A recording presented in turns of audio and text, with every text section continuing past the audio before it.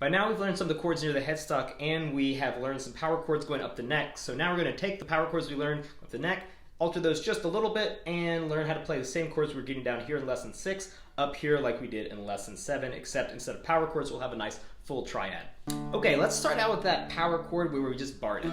That's our E, F sharp, and G. Those are all power chords. Now all we do is add a finger 2 frets up, and then it becomes a major or minor variety. So here's where we had our G, we add that, now we get a G major. Go up again, A major, then B minor. Remember, the chords are going to be the same as they were in lesson 6 because we can make major or minor chords based on the notes of the scale we have.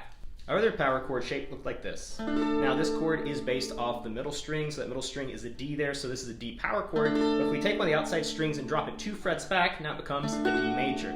We slide that up, E minor, F sharp minor, and here we have a G sharp diminished. The reason we have a G sharp is because that middle string is the one note that's out of place on our instrument or out of the scale of D, so that's a G sharp diminished.